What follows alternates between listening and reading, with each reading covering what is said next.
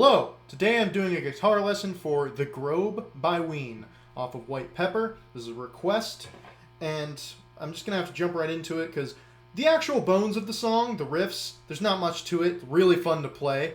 This is a great song, especially for us guitar players. This is a great one to learn because it's just so much fun to play.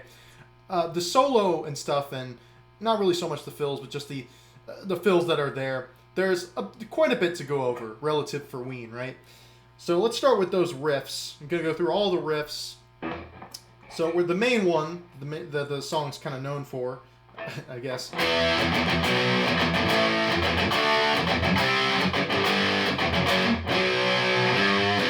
Then it leads into the, I guess, the main riff. But this is the other main riff.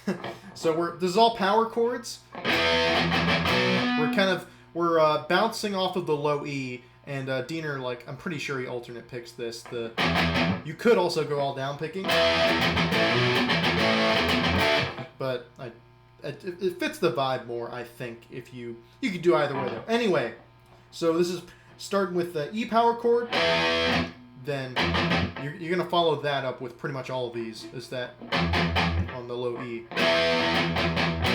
B power chord. Then A power chord to D power chord. Then we're going down here to C, then to G, then to F sharp, with no pedal in between those, just straight to it. Then you do that sort of hook, that bend on the low E on the 3rd fret. I've heard somewhere that it's the 2nd fret, which you could do that, but I'm really hearing that G strong in there, and there's definitely like a slight bend on that note, and you could do it on there, but I almost feel like you kind of have to pre-bend it to start it off at the G, and that just doesn't really feel like what they're doing to me. Could be though, I don't know. Also, you could go, you could throw in the 3rd on these chords, so you could do this bar chord shape where you add in that 3rd, and then you could add in the 3rd here.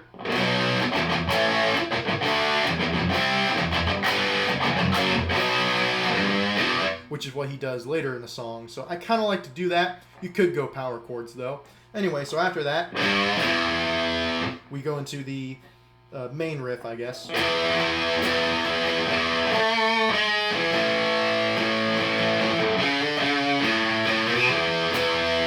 Okay, so that we're starting off on this E, and we're kind of doing this slow, the slow kind of droning sound, right?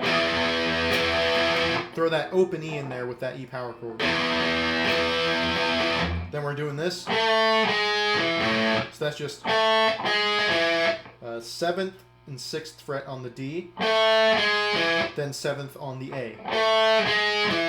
Then we go A power chord. I like to do it with my thumb. That's not what Diener does in this particular case, but I've done that a lot, so I like to do it with my thumb, just so I have my fingers right there. You see my thumb is already kind of there, so I just kind of like to do that. It's comfortable for me. But you could do it how Diener does it, where he plays power chords like this, where he's like, it's almost like it's like a D shape, but he's got his thumb up there. But he's really just playing power chords whenever you see him doing that, most likely. So that's anyway, A. And then we have, so that's hammer on and then pick, so on the 4th, 5th on the A, then pick, then slide from 5 to 7 on the E. You can either kind of pull off there or just pick it open. It goes either way for me. Like right there, I just pulled it off, but anyway. So that's pretty much the main riff. You do that 4 times, and on the 4th time, you don't go. You stop at the A. So.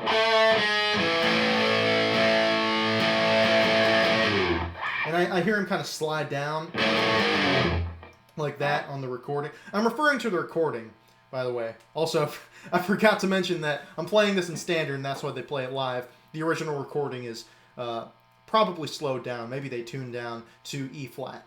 So just fair warning for that. But I'm playing what's on the original recording. So then we get into the verse, which is interesting, to say the least. Here's the actual chords: B major, F sharp major, C major, and E major. So those are the chords. But what Diener does, that I discovered live, that I couldn't pinpoint what he was doing on the recording, now I basically see, is he's doing this kind of thing for most of them.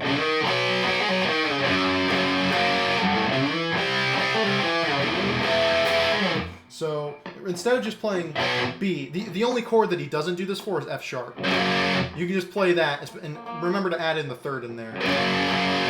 That's the only one that he pretty much plays straight in this. What he's doing there is, for B, we slide up. So we, from the 4th to the 6th on the A. Then we play this triad, this, the 4th fret of the D, G, and B with our first finger. Then we hammer on, pull off on the 4th to the 6th on the D. And you can also kind of, it's hard for me to honestly hear because it's so distorted and fuzzy on the recording. And when he's doing it live, it's kind of hard to tell. He might be hammering on and pulling off from this, on these fingers.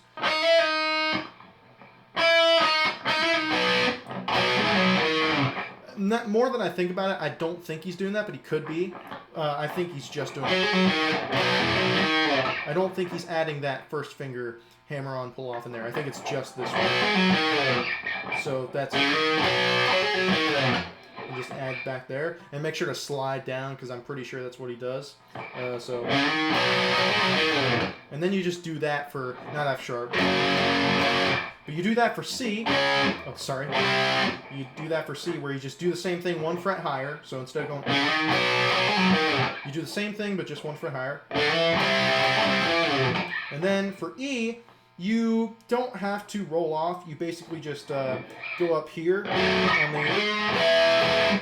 So if you can't tell, I'm just playing that triad on the D, G, and B, and I'm putting my finger, my ring finger, on the 11th fret of the A. So all in all, the verses.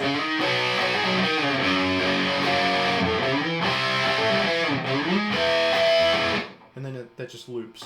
So then we get into the chorus. So after we do the verse, we go into, what is that? That's E7?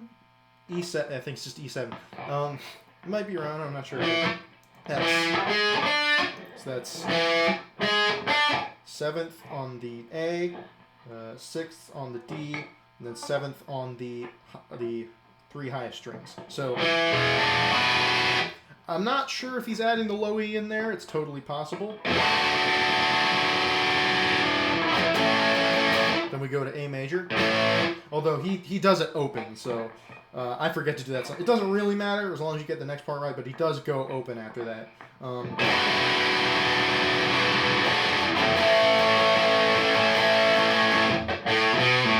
And he does that. Then C. He does that at some point on the album. He kind of slides up there and does that little fill. I think later on he just stays on that chord though. But yeah, go slide up there on the D and G, do that little fill.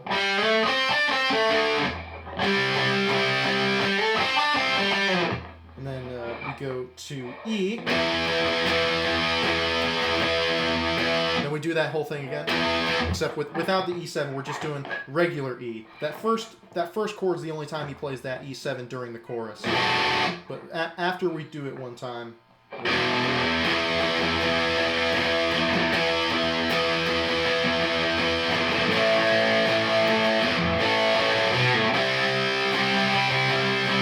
Then we go to B. We kind of vamp it. Then we do the main riff again. And that's essentially all of the riffs in the song. And since this is a good point, this is a good place to mention it, I will show you kind of what the lead fill, the lead accompaniment is on that. So that main riff gets played 3 times during the song, I believe, right? Once at the very beginning, once after the first chorus, once after the last chorus. On the second time that he plays it, the lead guitar plays this to go along with it.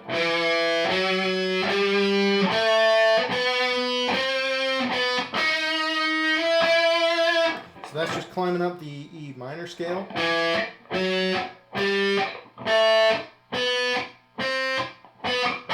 Then it stops there. So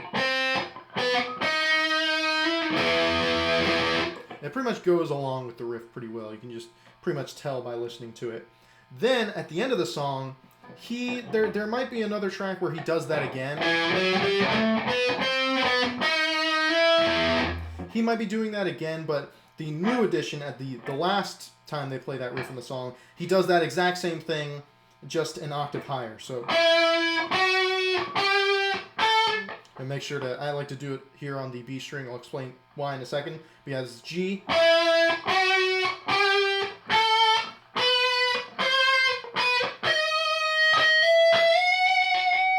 That's why I like to do it on those G and B string.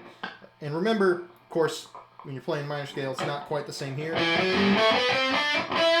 because the G and B are different intervals away from each other, so you can't go. You make sure that you go ahead 1 fret there.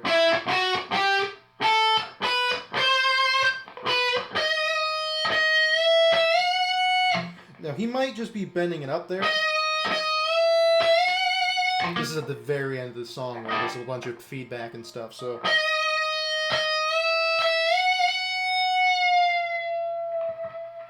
Just make sure you kind of end it on that note.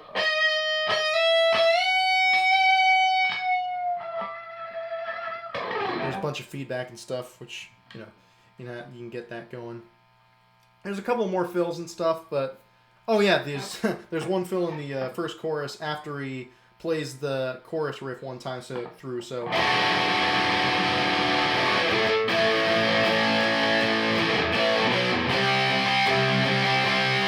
It's during this part. That's the fill, so. That's E major pentatonic, that's just. Then it goes back to sort of droning on the chord, but that's just, that's 9 and 11th frets on the G, D, and A.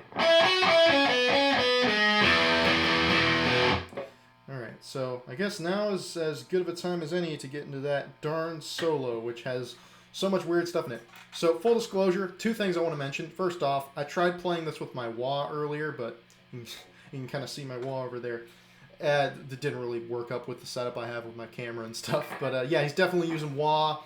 I do have some effects on it, phaser and delay and stuff, basically. But yeah, play it with a wah and it sounds more like it. But the other thing I really wanted to mention is the importance with this solo. This goes for a lot of Diener solos, but it's very feel-based and improvised, and your unique touch as a player really depends on this. I touched on this before, but again, I just want to remind you that. Some of these licks, he definitely doesn't play note for note live, but getting the bones of the solo and the overall structure of it, like, okay, you should play something like this lick near the beginning, that's all really important. I wanted to mention that before getting the solo. So, he starts off kind of like this.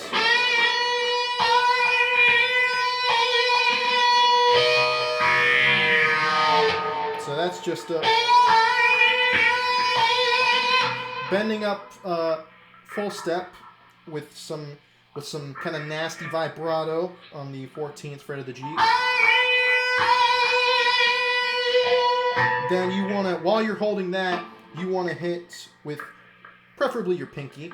That's what I like to do. The, what is that, 16th fret on the B.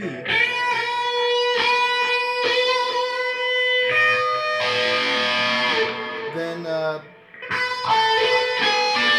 that's, I mean, you can see what frets my fingers are on, but it's just nice to know where you are, right? So 14 and 16, like that. Then we go 16 to 15 on the E string and B string respectively. So that's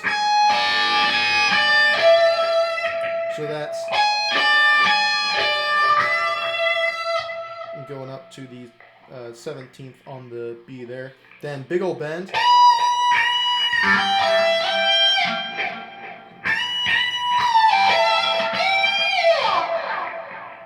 Big old bend there.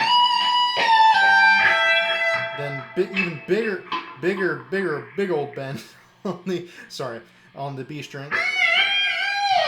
You might even be doing that on the 15th of the E there. But I don't know. It kind of sounds like it's just a really big bend on that string, right?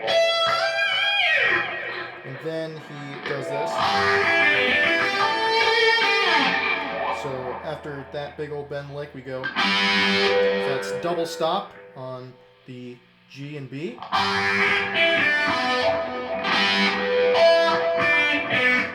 On the D and A. Then we go back up on the D and G.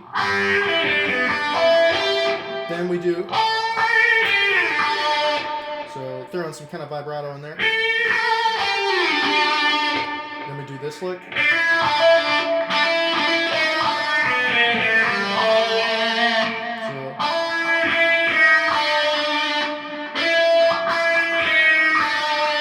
Down chromatically, then we go do down on the D string.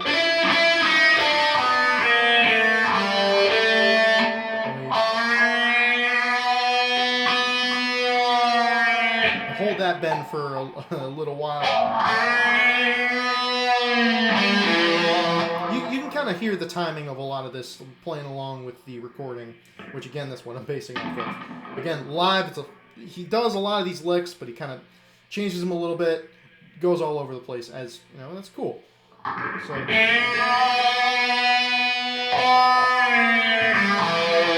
then we kind of get to this lick, which is the, I guess, climax of the solo.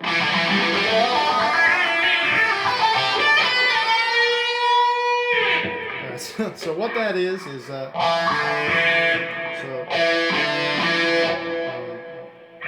7 and 5 on the A. Then we go 5 to 7 on the A, 5 on the D, 7 on the A. Then we slide up there on the 7 to the 9 on the D. Then we hit that on the 7th on the G. Then this is a really weird part. It's kind of hard to tell on the record. I think he's kind of doing that. He's kind of doing like a weird little quick bend on the G. Then we do so that's just 10 to 8 on the B. Then we go, so that's going right after the 10 to 8. We go 12 to 10 to 8 on the B. And it's kind of quick, so you know. Then we go to 10 on the E, on the high E. And we go 12 on the B. Do kind of a slow bend up, full step on the B. And then that's where the last verse kicks in, and after he does that,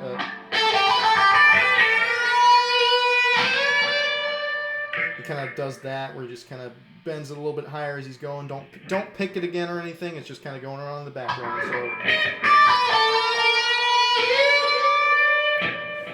and then there's some extra licks in there. These are kind of. This is really where it does not matter. This is where he really does something completely different live every time. But the kind of bones of what he's doing on the recording are. It's the first fill he does. This is all during the last chorus. And this is the last verse and last chorus. He does this.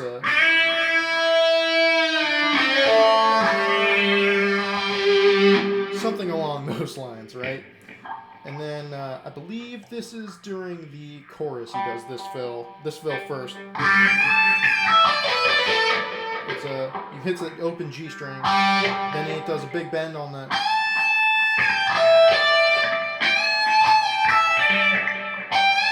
Full step. Then release, pick and then release. Then go to do that lick. then he goes. So then he bends up. Then he does. He bends up full step on the 14th of the G. Then, while he's bending up with his first finger, he plays what is that? 13th on the B. A really nasty dissonant sounding thing, right? And it's really cool. And then the last fill I remember him doing is this one. It's not really note for note, but that's definitely what he's starting on, is that double stop on the 5th fret, G and B.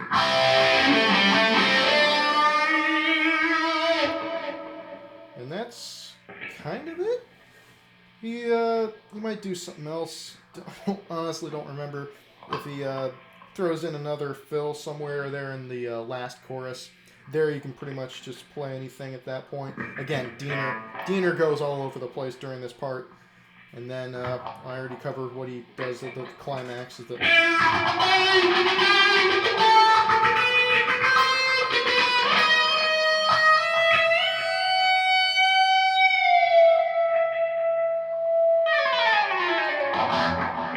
that's basically how it ends on the recording.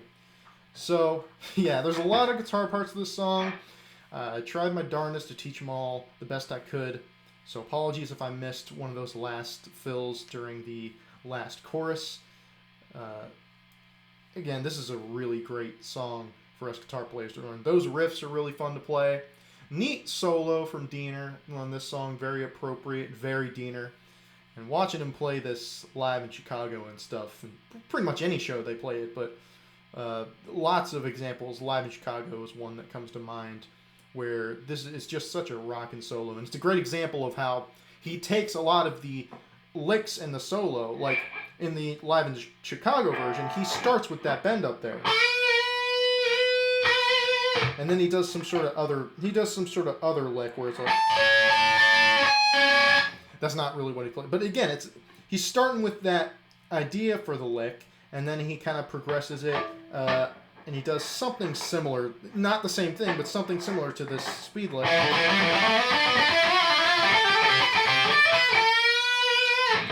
Which is, it's cool.